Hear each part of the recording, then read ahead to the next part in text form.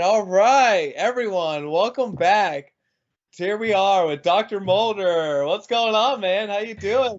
Not too badly, not too badly. Yeah, went on a little trip, a little hiatus, so to speak, for a couple of weeks, and I have to say I missed my work. Yeah, I got to go down south of the border, and it was pretty interesting. You got to see some of the ancient culture and some of the relics from the Mayan Indians, and I have to say these guys were super intelligent. I like to Mhm. know back then it seems like people were a lot smarter than they are today, and so it's kind of interesting to see how they, what they did, and apparently they had no metallurgy, they had no metals whatsoever, and they're just doing rock, and I thought, some of the things they were into was pretty interesting, but I digress. I mean, it makes them it makes it does make you think. It does make you think. Oh, for So. sure. I feel like, that's a huge thing I love to look into. Ancient histories, cultures. Where do you think stem from? Like, lots of things that are out today are just branches, but when you follow the trunk and then really see what those roots are, it is those ancient cultures. And, are they suppressing things to learn from the past by taking the monuments? Yeah, things are going on that are pretty sketchy. Yeah. But you're right. I do feel like it was almost like they had higher technologies, almost like when I think of radionics, I do think of technology from the future, but it's almost like the Star Wars. It's Hmm. some from the past for Right. that is now from the future. It's just some very wild, but yeah, that's really cool. That's really cool. You got to go check that out. Yeah, yeah. And I don't know if you ever saw that movie by Mel Gibson. He did, I guess, maybe 10, 15 years ago. It was called Apocalypto. Apocalyptica. Yep. Yeah, Yeah. remember that Yeah. the pyramid, like they're doing all the cutting all the hearts on it stuff. Yeah, I got Yeah. the thing. I saw that pyramid. Oh That wow. was represented in that film. I don't know if it's the same move or same pyramid in the film. It may have been CGI, Mhm. but if that was that location, yeah, I went there. I did like, you could tell the energy. It was a little, it's a little violent over there. You could definitely Yeah, feel the I was energy. just gonna ask you that. I was just gonna ask if you could feel that presence of hostility. Yeah, yeah. I mean, it didn't really give you the warm, fuzzy feeling like you would, you know. Uh, but yeah, like I said, it was definitely interesting, and I have to give them their props. Yeah, these guys were smart. They were definitely highly intelligent people. So what can I say? But Mhm. anyway, I guess we're here to talk about radionics instead Yeah, of. yeah. Well, you know what? You know what? We're here to talk about radionics, but sometimes you gotta digress. Ancient cultures, ancient things, because there's a lot of knowledge out there, and I do believe some form of radionics was in the past, and it's definitely in the future. So, Oh yeah, uh, yeah. but Yeah. Speaking of, yeah, I saw a machine. Apparently, it was built in the Middle East by some Arabs, and it definitely looked like an ancient radionics device. I don't know if that's what they used it for. It may have been for for astronomy. Like find out where the phases of the moon, the stars, and all mhm. that stuff. But yeah, there's definitely been some things going on in the past that I would consider either they were used radionically or they could have been used radionically. One or the other. Mm-hmm. So, Mm-hmm. mm, Yeah. Oh, and one so like when I was looking at there's different things that have happened, such as the Philadelphia experiment and Project Montauk. I think it's Montauk. yeah, And Montauk Project is what Preston Nichols called it, the uh, Montauk Project. Hmm. yeah, and so as I did, some more kind of just background research into just kind of different ways of, I don't know, like how things have gone wrong by with advanced technologies and trying to push things. I just kind of wanted to get your uh thought process about those things, kind of what went on behind it. Do you think it was something to do with radionics, or just kind of your thoughts about it? Well, I will say from what I understand, again, this is from what I understand, some interviews I've heard from Preston Nichols, and I forgot there's another gentleman who claimed to have been a part of the Philadelphia experiment. But according to Preston Nichols, what they were trying to do is interface human consciousness with machine over at Montauk, and for the use or for the, to go into time travel. Hmm. Okay. And whether or not that was successful, how they did it, I can't tell you. I wasn't there. I hope I wasn't there. Anyway, but it was pretty messed up from what I could tell, or from what I understand. But yeah, again, it all boils down to human consciousness and the interface with technology, which is, like I said, that's basically radionics. And Chuck always like he's kind of a kidder, but he said, hell, you could take a flashlight and turn it into a radionics device. Well, yeah, you could. I mean, a simple one. You could do that, or you could take a radio and dial it in.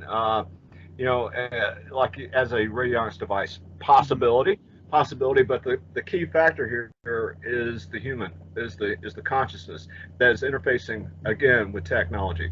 So. Mhm. It's potato. People have done it different ways, some more effectively than others. But, I guess it just depends on what you're looking for. But yeah, the way I understand, I would say if it was not a radionic device in Montauk, or they were not heavily involved in radionics in Montauk, they were doing radionic type things. Hmm.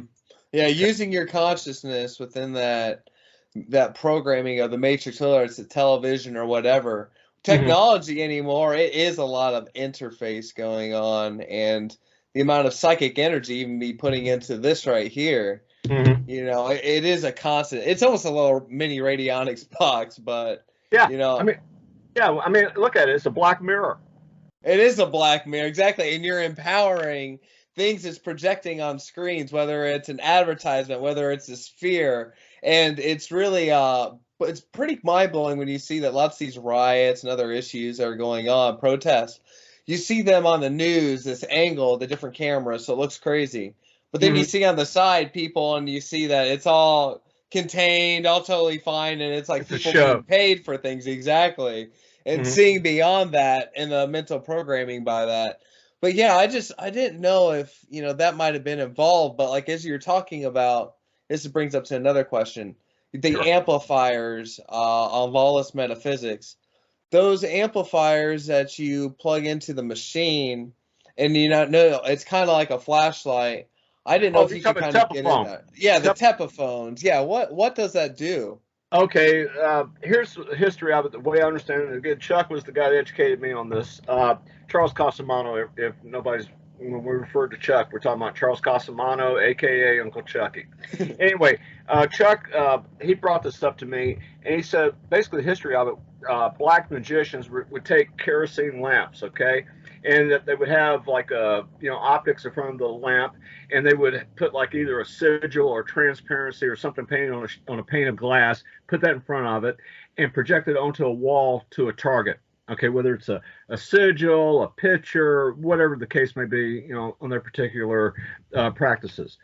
And so what they're using the light from that kerosene lamp as a carrier wave. They would project their intent into it, use it as a carrier wave, project that toward the target, and make things happen. It was just, again, it's sort of, I don't know if it's like candle magic, maybe sort of like that, due to the fact it's involving light. Maybe that might be it. I'm not sure, but yes, that's what that was. So what we decided to do, um, take that same technology and this time use an LED, a white light LED. And what I would do is I would have it the output of a standard machine, for example. Take Mhm. the jack, or there'd be two jacks, one in the tepaphone and one on the output of the machine. Dial it in for that energy or what have you to go toward a target. It would go into the tepaphone. It would again be amplified and reinforced. Then I had it set up where that energy would go into the light or go into the LED that was inside the Yep. tepaphone. And once it does that, turn it on, and the light again will be acting as a carrier wave. And what you would do, there's like a clear plastic plate on top of that box. You would lay the target on top of that clear plastic plate, and the light would project onto that target. And that is basically the modern version of a tepaphone. And I like to kid around with those little handheld resonators. I don't have one in front of me here readily available because every time I build one, somebody buys it. But yeah, exactly. But yeah, again, that's what that is. It's taking your consciousness, pickup coil, goes through an amplifier, and then it's set up where it intermingles with the light output of that LED, and as you project it toward a target, you're doing the same thing. As like I said, I like to kid around and call that like a telephone, but that is what it is. It's just taking light and using it as a carrier wave to project toward a target. Okay, so basically on that output, after you're done dialing everything in, that light will then just basically be hitting down, projecting more energy onto that output plate. Essentially, that's what it is. Yes. Okay, okay. Hmm? Wow. Now, what would you? I know it's hard to quantify anything. You know, I was Right, getting ready to right. ask. Yeah, like, what's the quantify? 1.36 times the most efficiency. Um, but Okay. yeah, I mean, yeah, like, would you it just adds a little bit more precision onto. Yeah, again, I think it's probably has something to do with the operator's belief system. Probably has Hmm. part of it with it. Do they work? Hell yeah, they work. I've used it myself. Yes, they do work.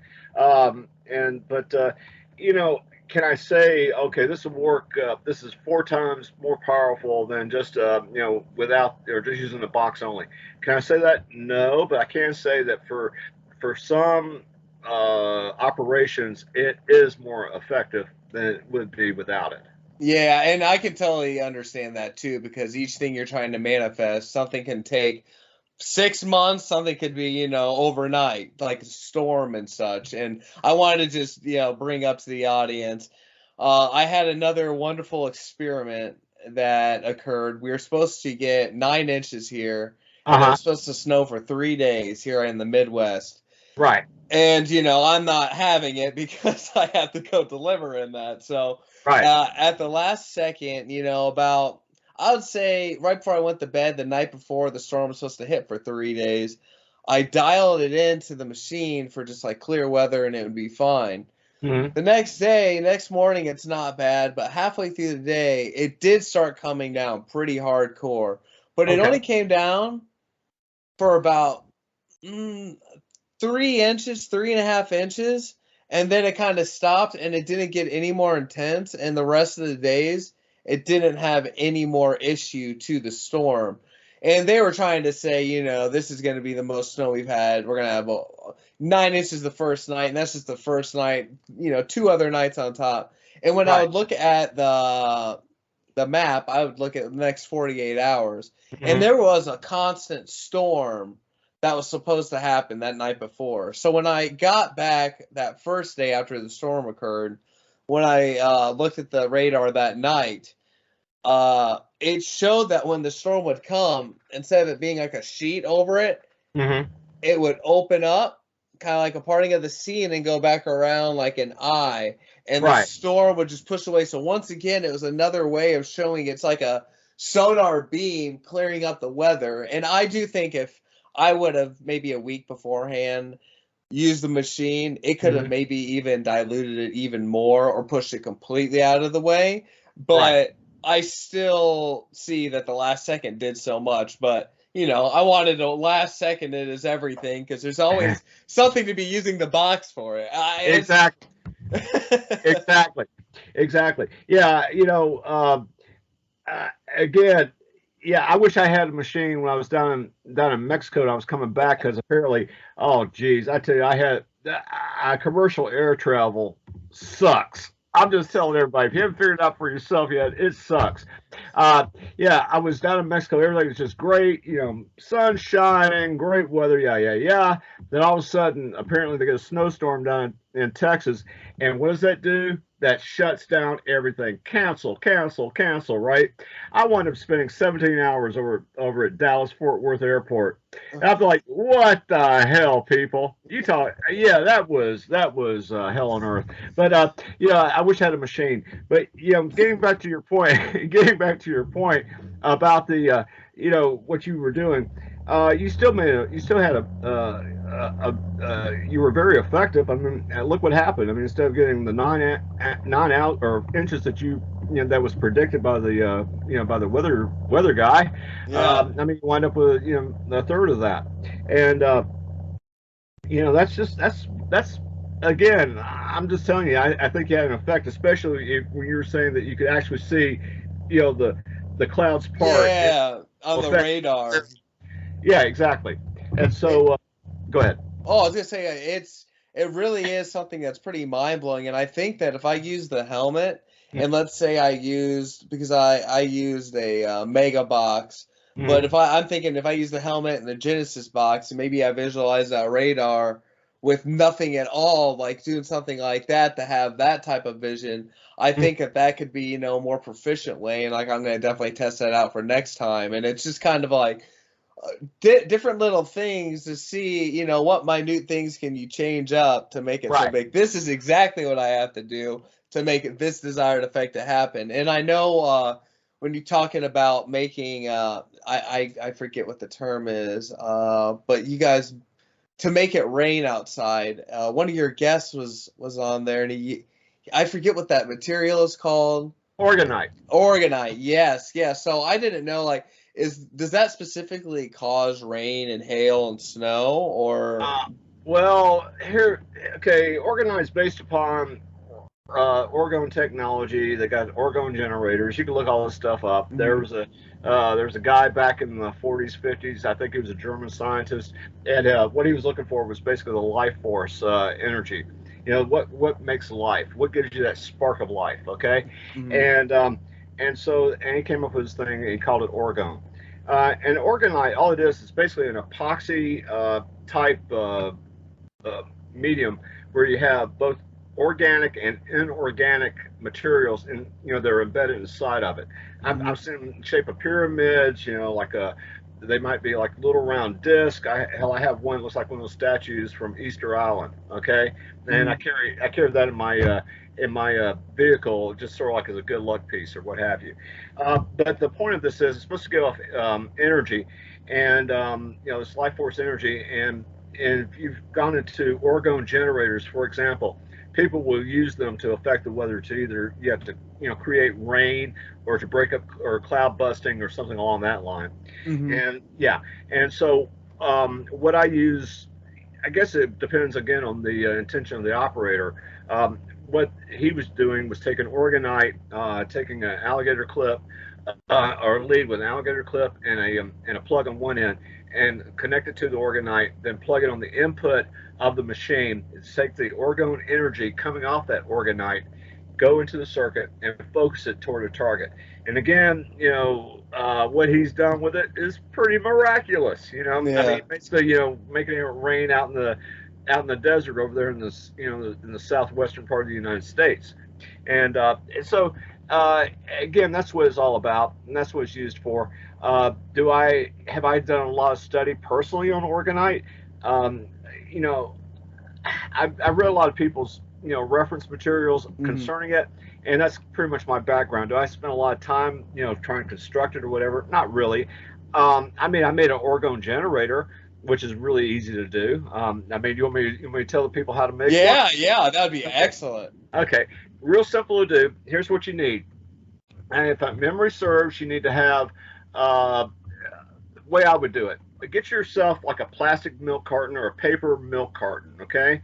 And then you're going to get 6 pieces of 6-inch long copper tubing, okay? I use 3/4 inch outer diameter copper tubing, okay? 3/4 inch copper tubing. Then you're going to have one piece of copper tubing that is about 8 inches long. And what you will do is you will surround or stack surround the 8-inch piece of copper tubing with these shorter pieces of tubing. And what it will do is it will basically completely cover the circumference of the of that center of that center tube. Yeah. Once you do that, I usually just take like wire ties or something along that line and just or zip ties and just zip it into place. Okay, next what you do is on that you put that right in the center of the cut off the top of a say a gallon milk jug, for example, or a water jug. Okay, cut off the top of it, put it in the center, and then on the base of it you can put either cotton or steel wool. Okay, a layer of cotton or steel wool, doesn't make any difference. Then next, a nut, say cotton is your first layer. Put steel wool on top of that. After you lay down steel wool, put cotton on top of that, and layer alternative layers of cotton and steel wool. Once you get to about, I would say, almost to the top of the short pieces.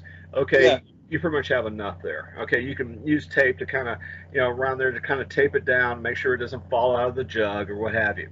After you do that, you're going to have that long piece of center copper tubing.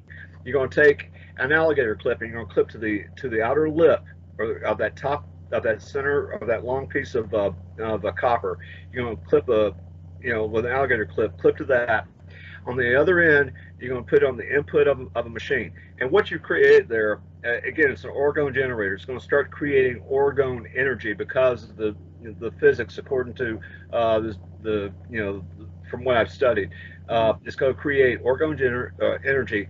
That output will be focused on that center tube, and then you just tap into that again with an alligator clip, goes into the machine, and tune the machine for that energy to go toward a target. And it's really simple stuff. Wow. Yeah, you can build it for pennies. Yeah, that's super cheap. I mean, when I think of orgone generator, I did not think it would be something such as that. But you know, even to when I'm looking at these cores and the different machines and just plugging them in and everything else, it's like it all makes sense, but it doesn't make sense. You know, it's like, okay, this actually does kind of all work out along those lines. Like, and actually, yeah, I was kind of wondering. Now, I know the wish machine. Let's say there was a sick cow, and then you had a picture on the output, and then on the output, and on the input, you had whatever. You know what I'm trying to say. The input, there's a sick cow. Output yourself. If it was a wish machine, you'd be taking that sick energy into yourself. Versus if it was a vampire machine, it would take just the energy and filter that. So then when you'd get the energy, it would be the clean energy along those lines. And is that just because there's a filter system instead of vampire box? And so if that's the case, like, what do you think, like, what would you use a vampire box for versus a wish machine? Oh, okay. A vampire machine, the reason why we introduced that is there's no, as you'll notice, there's no knobs, so it's just basically an on-off switch. Yep. And what that, again, this goes back to human consciousness, the intent of the operator. Okay, because there's no knobs on this, just basically you have something that represents the witness sample or whatever energies that you're trying to project toward the target, and say it's the target's yourself. All right, you're going to put that thing that you're trying to take the energy from, put that in the side slot. Then you're going to take the target that represents or whatever, say yourself. You're going to put that on the copper plate that's on the top of the machine and flip it on. Now, again, this comes to what is the intention of the operator? What is it you're trying to do with those energies?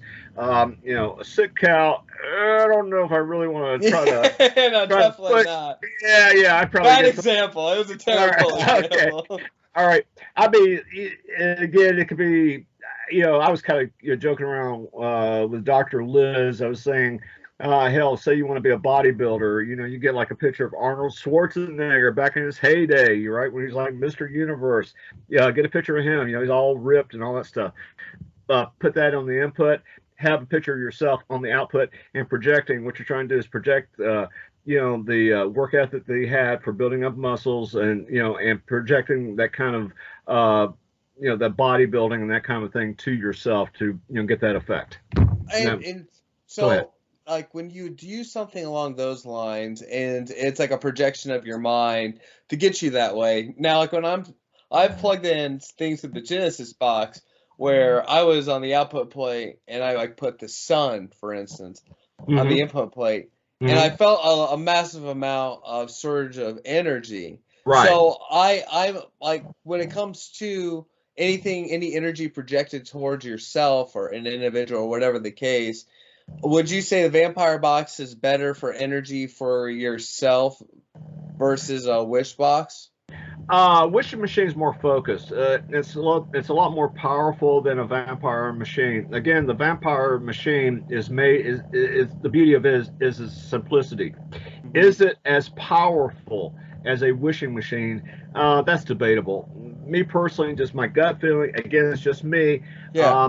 Yeah, it's probably a little bit more powerful, and plus when you tune the thing, you're focusing the energy. You already have the intent already built into the machine, and it's more. I don't know how to put it. It's more self-focusing. It's more directed towards you. But again, I mean, both machines do it perform as advertised. But Hmm. if I had my personal preference, if I had my choice between a vampire machine or a nine-dial machine, to do that kind of operation, I'd probably take the nine-dial machine. That's just Hmm. me personally. I mean, it's just me personally. And I did also see there's a new vampire machine, and it has Ah, three plates, and I would love to hear kind of what it does versus a regular vampire box. oh, sure, sure. Uh, Well, JS, he called me, JS Garrett, he called me and he said, "Hey, Brad, I want you to build a super duper vampire machine." I said, "Really? Can you give me an overview or what it is you're trying to accomplish?" He said, "You want to have multiple input sources projected toward a target." And I said, "Oh, okay, okay." So what I did was I think it's four input plates, and they're on the top. This is kind of a back asswards version of the smaller machines that we build. Okay, you have four input plates. They're on the top, and what you'd have is like for certain aspects of or something that represents different types of energies. Okay, you put each one on those four different plates. Plus, there's input input jacks where you can take external sources, like put them. I do something like put them on an aluminum pie pan, something that's electrically conductive. Okay, Hmm. and you can put like other witness samples on a say a aluminum pie pan, external or away from the machine. And again, alligator clip to the edge of the pan, and put that and take the jack and plug that on the input of the super duper awesome vampire machine, right? And Yeah. all these energy sources, and the intent of the operators for all these different aspects of these different samples to project it toward their target. All right, once the operator is focused on what it is he's expecting from each one of these samples, he immediately takes something that represents the target, and he will Hmm. put it on the little side. Uh, you'll see it on the little side of a portion of the machine, like a little slot where you'll put that target in, something that represents the target. You'll put that in there. All Hmm. right, you're focusing on what it is that you want from all these different items, the energies that you want. Focus toward that target. Once you do that, and you got that clear in your mind, you flip the on switch, and that's it. Wow. Yeah, I saw when that came out, and I was looking at it, and it is kind of backwards from the other vampire box where it's you put that in and the output's on top. It's like inputs on top, and it goes in there, and it's like, Yeah, yeah. oh, that looks. I mean, yeah, that one's really cool. I mean, you could take the aspects of material wealth of like some celebrity, some aspects of like Arnold Schwarzenegger for your body and aspects of, for a house or something along those lines. Right. That's pretty, man, dude, that's pretty radical. Mm-hmm. That'll definitely be one down the line. I'm definitely gonna have to order and do some research or a little reconnaissance into that one for Yeah. me. Well, again, they all have their use case. Every one Yeah. of these things has their use case. What are you looking for exactly? And again, this thing is simplicity. Oh, another thing I forgot to mention: the this updated Vampire machine also has additional electronics and additional amplifiers inside the machine itself to boost that signal. So, I mean, not only have there's more plates, input plates and that kind of a thing to make it more user friendly. We'll just go that route. But there also is additional electronics in it to boost that signal and to focus it. Again, it is based on your human consciousness on what it is you're trying to accomplish, where you're interfacing yourself with that machine, and project those energies toward that target. Okay. Okay. Wow. Now, like even to like someone mentioned, they said, "Can this get me a cheeseburger?" And I laugh because I get where they're coming from, but in one sense, yeah, you could use this to get a cheeseburger. You could get this to get a cup of coffee. In fact, something I really liked that I heard you and Liz talking about is make it when you get one of these machines, something as simple as someone buying you a cup of coffee or finding the right location or a house or a Jeep. And or Jeep. I'd love for you to tell everyone about your story about how you got your Jeep, because Oh, that's awesome. okay. Well, this is sort of, and I'll try to keep this short as possible and kind of go, whatever. Uh, okay, I love Jeeps. Okay, I'm a big fan of the old vintage Jeeps. The old box style Jeeps from the '80s and the '90s. Okay, that's just my thing. It's just they're my kind of they're just my kind of vehicle. Anyway, I was at a standstill on a 2-lane road, and I was about ready to turn left and to go into a neighborhood, and I looked in my rearview mirror, and there's this full size pickup truck, like a 4 door. I don't know if it was a Ford 150 or it was a Dodge or whatever. I really don't remember. This guy was going about 45 miles an hour and rear ends me as well. I'm at a standstill. Okay.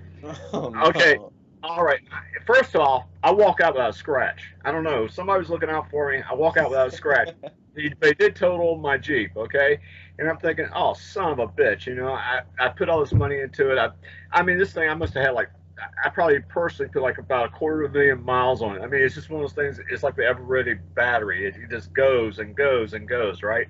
Uh-huh. And so I'm thinking, how in the hell am I going to get another Jeep like this? And so I set up a machine for that very same thing. And I was going through all this haggling with the insurance company because they didn't want to give me what I thought it was worth. Because I mean, hell, you can't find them. I mean, they're Yeah. serving vehicles now. Yeah. And so I was going back and haggling with them. I finally made a settlement with them. And when I did, I found a vehicle sitting under a tree. Okay, it was one of the old box type, but the thing looked like they were starting to take parts off of it, strip it for other vehicles. And anyway, I made a deal with the guy. He said, "Well, this thing doesn't run." And I said, I understand all that. But I tell you what, I'll give you $150 for it. He said, "Sold." So I bought this old Jeep. I mean, it just looked rancid. Okay, it looked like rat or field mice had been using the Oh, glove for a nest. I mean, it's just messed up, right? yeah. So I said, I'm going to take a chance with this thing, and it's something that just resonated with me. I take it. I finally get towed to my mechanic's garage, and he puts in a new starter and a battery, and again, didn't even put gas, nothing in it. Turns the ignition, it fires up immediately. Fires up. Didn't even miss a. I mean, just this engine just sounded great. Whatever. I said, "Oh man, all right, we got an engine going on here." Mhm. And so, because of the money that I got from the settlement of the other vehicle, I was able to get this vehicle repainted, get the mechanical work done from bumper to bumper, and to this day I'm driving it. I call it Betsy. It's just, okay. That's her name. I had to give her a name. Her name is Betsy, and it's a 1999 Jeep Cherokee. And again, it's one of those things where I set a machine. This is what I wanted. I didn't know how the hell it was going to happen, but I wind up getting this thing. It looks like it's ready for the crusher. For $150, and I get my mechanic says, "Hey, okay, I'll go ahead and take care of this." Goes back and forth, thing, fixed everything. It runs, transmission, everything was just perfect on it. But the people that had it didn't realize that all they needed was a new starter. Okay, so Oh my gosh, yeah. That's see that it's just things like that. For just a couple dials, you don't know how it's gonna happen, and you let it go, and you let it come about. Like $150 for a Jeep, I'd do that right now, man. Are you kidding me? it's just how it worked out. I mean, I'm just telling you.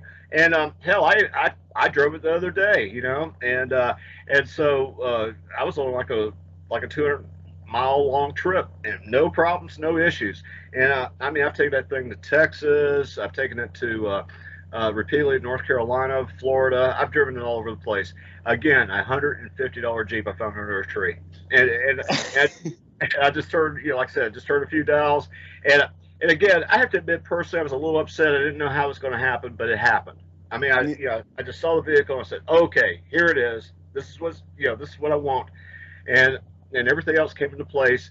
Getting the thing fixed and painted, cleaned up, put new upholstery in it, the whole 9 yards. It's just again, I just completely restored the vehicle. So Uh, was but that after you got in a wreck? You then use the machine. Okay, because I would want to just clarify so no one's like, if I do that on a machine, am I gonna get in a wreck to get that? No, no, no, no. No, it's just it was happenstance. I mean, I was happy with the original vehicle I had. I mean, Yeah. you know, like I said, I put hundreds of thousands of miles on that thing, and it was just like it was just tried and true. And you know, I've been everywhere with it. And but yeah, you know, I just had like a bag, you know, just some moron was probably texting instead of watching the road and rear ends me at 45 miles an hour. Okay, but anyway, you know, again, was I upset about it? Of course.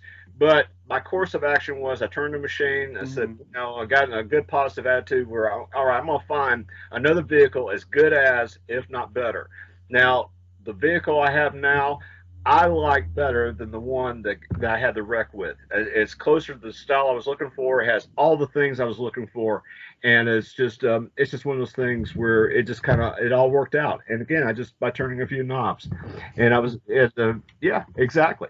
But what can I say? It Hey, all worked. hey man, it just takes a It, little twist, and there you go. was it a pain? I mean, did this all fall in my lap? No, I had to make a few phone calls. I had to, you know, get the mechanic together on my side. I had to go get a guy to, you know, do some paint work and what have you. I had to make the phone calls, but it all Yeah. came into place. You know, everybody did their job, and to this day, I have a restored vehicle. Yeah, that's exactly. The thing is not only is your intent in it, but your physical action to make things happen. This machine is an extension, but it's not an automation. You know, it's like you plug it into the universe, but it's not gonna pull someone over to you or do this or that. You got to get off your butt and get the work done. You know. Exactly. You know, and I always gave the analogy. Yeah, I could turn I could turn get a machine and tune the dials for me to have a million wishing machines or a million Radionics devices. Yeah, I can do that, but the only way I'm going to get them is to have them built or build them myself. Somebody's got to do something. I mean, it's not like they're going to fall out of the you know out of Yeah. the you know a parachute and land right in my front yard. I You know, mean, you got to there take might be an alien ship that might just drop them off to you, but you know, that's you know. possible. But you know, yeah, exactly, exactly. And but again, it requires a little bit of work on your part, you know, to kind of follow up on this thing. You know, and again, it's kind of like everybody says, "Oh, I want to tune the machine so I can win the lottery." Well, okay, I mean, it'll increase your odds of winning a lottery. I'm not going to guarantee that you will win a lottery with this because Yeah. you're against other people's intent. But in order for you to win that lottery, you have to go out there and actually buy a ticket. You actually have to do something. You can't just say, I'm going to win the lottery and not buy a ticket and think you're going to win. If you understand the Yeah, analogy. exactly, exactly.